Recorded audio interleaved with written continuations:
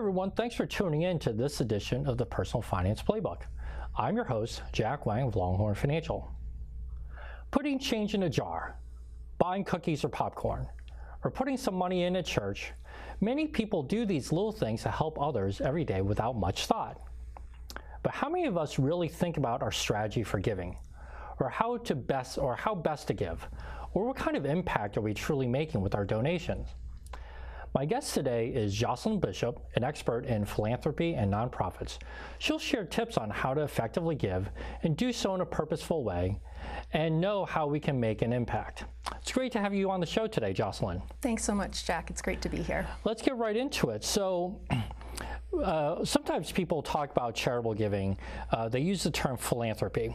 And I know for myself, philanthropy has a certain connotation, right? The ultra wealthy and things like that. But let's just sort of level set for everyone. What is philanthropy? Yes, I'm glad you asked that question. It really, when people think of philanthropy, as you were saying, they think of the Rockefellers or the Vanderbilts typically. But really, philanthropy is for everyone, and it's anyone who makes a donation in time, talent, treasure, any way essentially to make the world a better place, basically. It's a Greek term, and literally it translates to the love of mankind. I didn't know that. Yeah, it's interesting. Charitable giving is certainly the most common form of philanthropy, but yeah, it's for everyone. Okay, so not just the Rockefellers, like you said. No, you and I are philanthropists as well, by being here today. That sounds pretty good. I actually like the ring of that. So, I gave some examples, but what are the most common forms of how people give to charities today? So what I'll say before I talk about the most common forms is that people oftentimes give reactively. And so that's something that I think that I'd like to be talking a little bit about today, is that reactive giving is most common because people will kind of put off charitable donations until maybe the end of the year, and then they'll wait until they get letters from charities and say, oh, this one sounds good, I have X amount of dollars to give away, so I'll give it to them. Or to have people come, to them and say, hey, I'm running a race, or this is a charity that I'm supporting, will you please support me too? And there's also, if you're giving money to organizations that you've always given to in the past as well, that's certainly, a very common way of donating. But it's not always the best way. Of course, giving money away is always, you have your best intent of doing that. But that's something that I think can be much improved as far as putting in a little bit of strategic planning in place, and also it makes it a lot more fun. So oftentimes it feels more of a something that you have to do instead of something that you want to do. And right. So with strategic planning, it can really be something that you and your family, excuse me, and even your business will want to be doing. Right, you talk about being reactive in that, and as you're listing those examples, that makes total sense. You think about, hey, I'm running a road race, sponsor me, or do like a per mile thing, or per step thing, or per whatever thing, or the person who, maybe whose daughter is selling Girl Scout cookies, and then you go into the office and there's the sign-up form in the the lounge or whatever. I know I was guilty of that, and I certainly took part in that. Yes. And not to mention, I love Girl Scout cookies. Well, yes, absolutely. Right, but you're right. It's typically tied to event or the end of year sort of plea. That's when you get all the letters from. That's right. This, that, and the other organization or your alumni association, right? So you're right. It's very sort of reactive. So let's. And it's. I will say it's not to say that those organizations are not wonderful charitable organizations, but what I will say is that they may not align with your ultimate goal of how you want to improve the world. Right, and that makes sense. I suppose saying that it's, when I buy the cookies or the popcorn or whatever else, it's, as much as I want to support different organizations, I want the cookies. Sorry, but it's true. Yes. So let me ask you this. So you brought this up a little bit, but oftentimes we do things without really thinking about it, or because someone just asked us, and certainly social media has a big impact on this today. But how can people be a little bit more strategic? And because sometimes I do hear people say, "Oh, I'm getting hit up for another donation again," right? Especially as business owners, I'm getting asked to donate to this and that and the other thing. How can people put a little bit more thought around this? Yeah, so I have kind of 4 steps that I think that will be generally quite helpful to people as they're considering how they want to make their charitable giving a little bit more strategic. The first is to make it fun. Ben and Jerry, the ice cream mavens, they always say, if it's not fun, why do it? And I think that that's really important as well in the philanthropic area, because you want to have a joy, essentially, in what you're doing and the ways that you're improving the world. So make it really meaningful and joyful to you. So whether it be connecting with customers at a soup kitchen or giving supplies to kids in a school that can't necessarily afford them, things like that. Those are kind of different examples that you can certainly think of, and think about what will particularly interest you and make it meaningful to you as well. The second step is really determining causes that are very close to your heart. So when you're at sleep, in sleep, and it's very dark out and cold and rainy, what's going to make you get out of bed in the morning to get to that cause and to really have a great experience with the organization? You want to think about organizations like that. The third is considering ways in which different charities approach your chosen causes. So there's a couple of different ways in general. One is reactive. So I'll give an example. An environmental organization that is going to clean up the river. So right around the river, it's very polluted, and so you have an environmental organization that will pick up all the trash. There's another kind of environmental organization that will address the root cause of the problem. And so in this case, the root cause of the problem is speaking with people to try and prevent pollution, to try and prevent people from littering, and also educating them perhaps in recycling. There's different kinds of organizations. Some do both, certainly, both the reactive and the root cause. But think about, kind of what organizations are you really hoping will kind of make improvement within the process. The fourth and final step is, do you want to make your impact local or global? There's amazing charitable organizations around the world. And so certainly as you look at organizations, you can think about, is your contribution, whether it be your time, your talent, or your treasure, is it going to be more beneficial when it's donated locally or when it's donated globally? You can have a substantial impact within, obviously, your local town, but you can also have a very significant impact in another country and another nation as well. Okay, and that makes sense. And I don't think always that people think about, especially the sort of being the reactive versus addressing root causes, or sort of being more proactive before something happens, right? Right. You did mention time, talent, treasure. So oftentimes, again, I gave the example of sort of buying the cookies or dropping some money in a jar, or, hey, yes, I'll donate to your 5K, or whatever the case may be. We often think about sort of writing a check or cash. Is cash always the best way to go, or what are some of the other ways that people could still donate? Right, so you hear the phrase cash is king. Of course. And that can certainly go for charitable organizations as well. I don't think many charitable organizations will turn down many donations of cash, check, or credit card. Right. However, there can certainly be times when your donation of your time and your talent can be extremely valuable, and perhaps the better way to go if you don't necessarily have a lot of cash to donate. donate. So if you have an expertise in a particular area, you can certainly, give your time, donate your time to an organization. Let's say you're an IT expert, and an organization that you are interested in needs help with their IT infrastructure. That can be a very beneficial way to help an organization without donating a cent. Because otherwise they might have to hire someone to take care of the same thing, and That's that right. would, not only are they not getting the cash, but now they have to pay something. Yes. Right?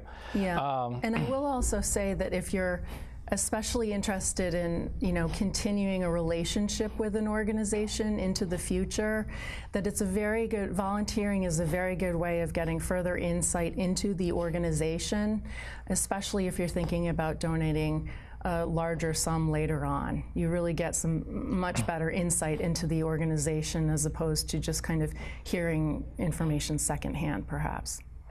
Okay. So going through your steps that you talked about, if I identify some more, well, let me take a step back, I should say. Let's say I want to be more purposeful in my giving. Mm-hmm.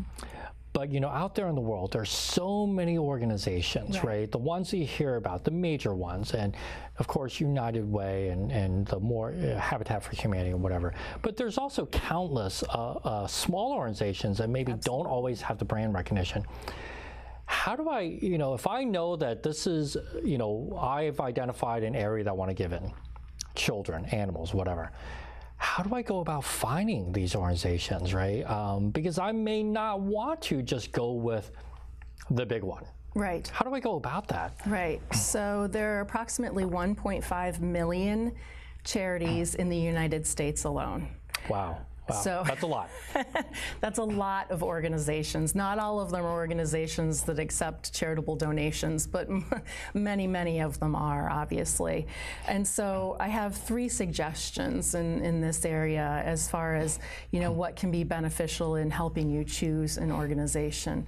Number 1 is talk to people. So reach out to your friends, reach out to your larger family, and really, talk with them. Hey, what organizations are you involved in? What organizations do you feel passionate about?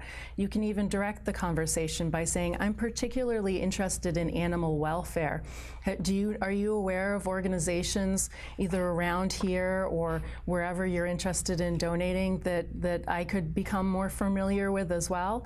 I think that that's a really important and very positive way of developing relationships with people, certainly, but also getting some good insight into organizations where people have their own personal direct experience.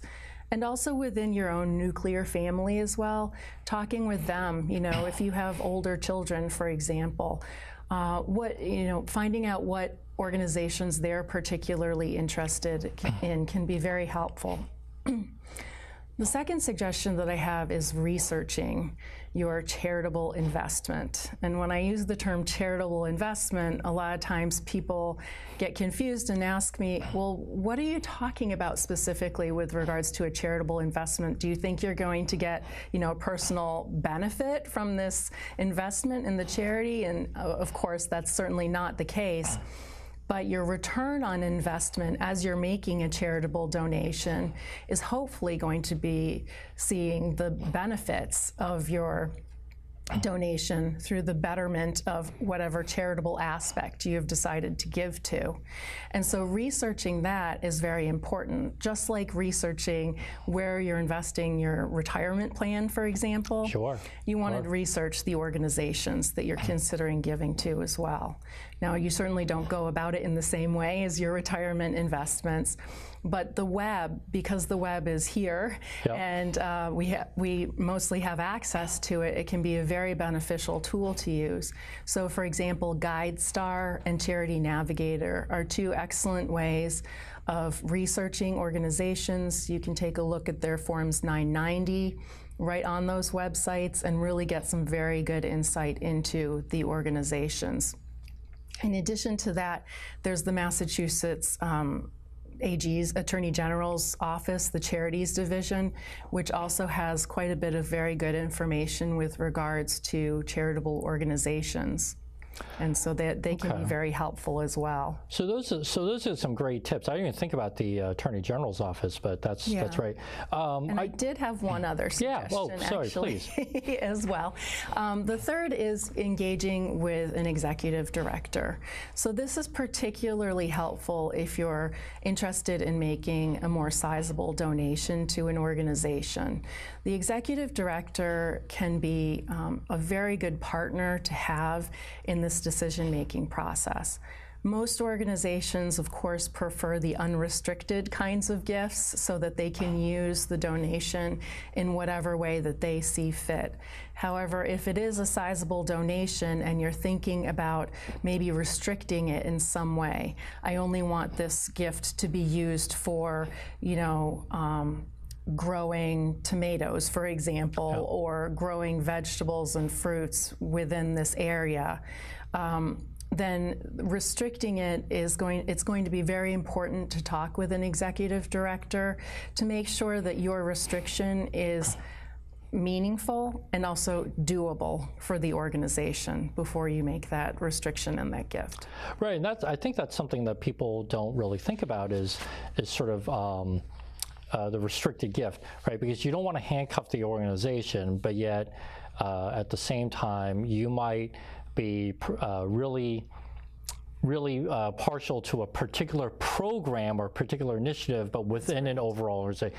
I want to give to XYZ organization, but specifically to this one thing that they do, right? Correct. It would be a restricted gift. Right. I do want to talk a little bit about the investment aspect. I do want to get into the family aspect also a little bit later, but talk about charitable investment, and that's a great term. I know sometimes the larger organizations, particularly the ones that run TV ads, they'll say, hey, $1 a day gets you this. 50 cents a day gets you this, 10 cents a day gets you this. But not every organization does that. Can you just talk a little bit about sort of how people might be able to determine their impact or measure their impact, particularly if it's a small organization? You're not seeing those commercials. Well, if I donate $1 a day, this organization says I'm $1 a day will feed a kid a meal.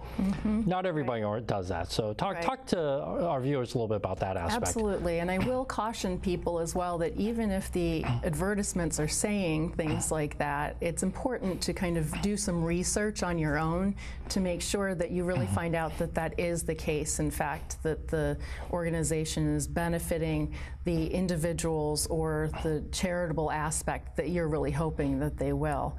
So one of the best ways to go about that is going on GuideStar or Charity Navigator or any other site that's out there that has the Forms 990 of the organization.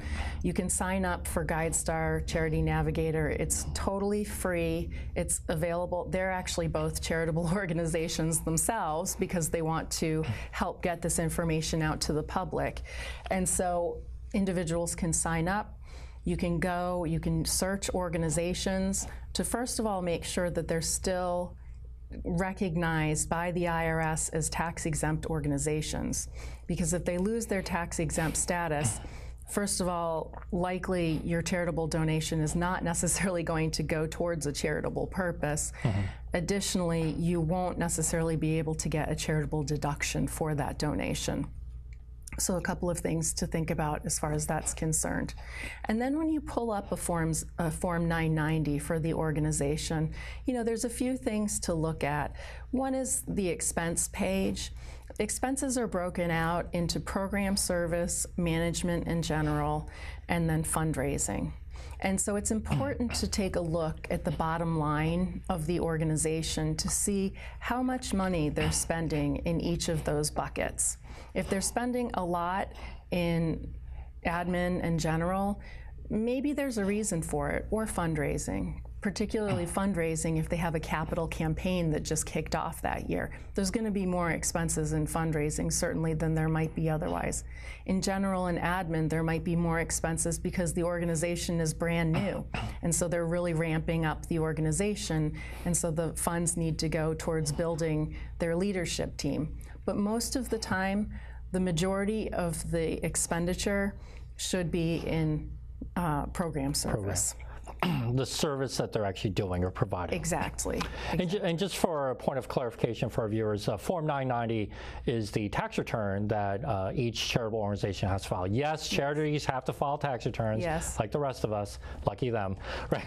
Lucky the rest of us too. Right. And mostly, there isn't a ton of financial information on the 990.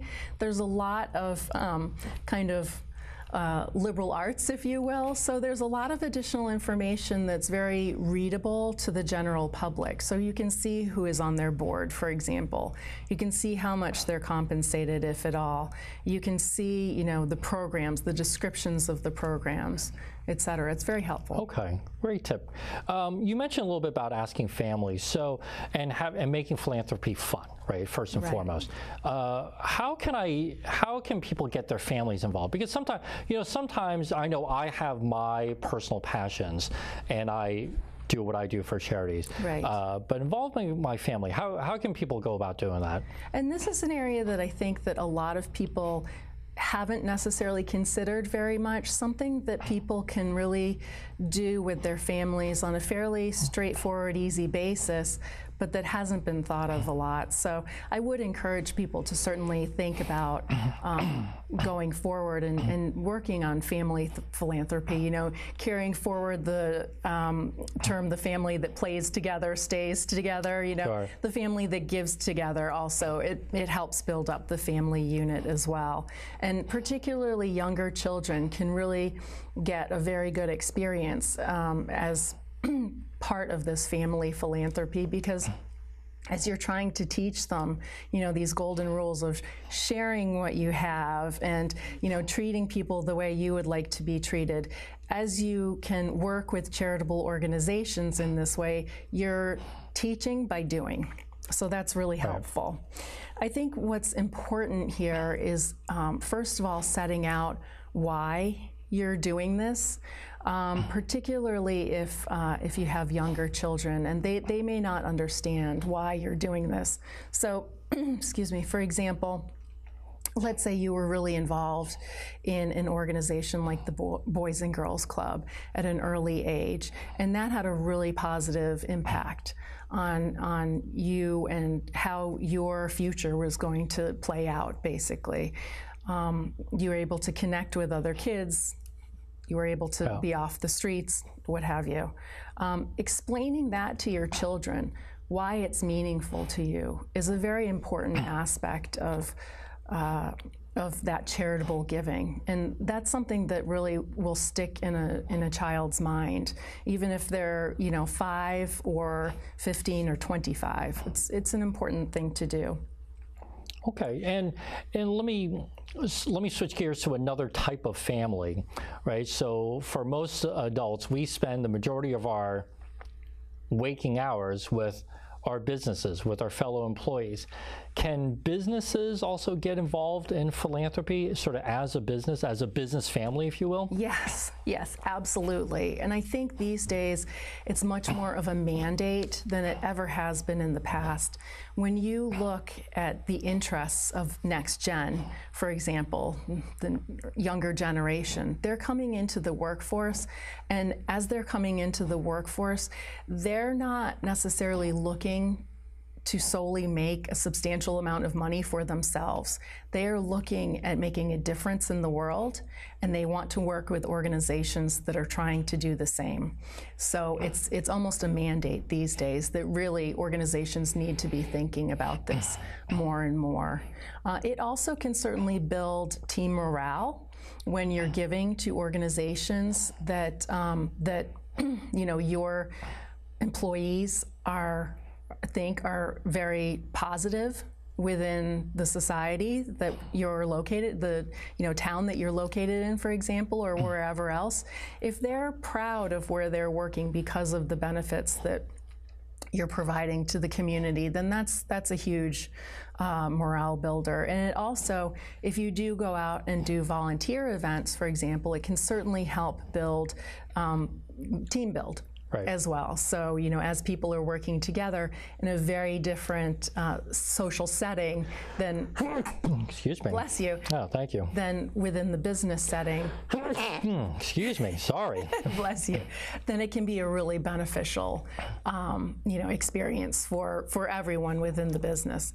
It also helps, of course, from a marketing perspective as well. So that's something that, you know, business owners and PR folks should be considering too, because it makes the organization, it you know, shows the organization in a very positive light that they're thinking about not just their bottom line. And I will say one other thing with regards to bottom line. These days, this is an area that particularly interests me. These days, there are many businesses that are not solely focused on the bottom line of profit. There are organizations called benefit corporations, or L3Cs, that have a double or a triple bottom line. And those organizations are not just looking at profit back to the owners of the organization, but also benefiting society in various aspects. So I mentioned Ben & Jerry's earlier. Sure. They're a benefit corporation. Stonyfield Farms is also one. There's a lot of them out there. Okay, interesting. And you do hear more stories today about whether it's millennials starting companies or the companies that they work for. And like you said, really wanting to make much more of a social and societal impact versus just pure profit, right? And it's good. And, you know, not to mention doing good is good business for companies, right? Being associated. So Jocelyn, we have time for about one last question here.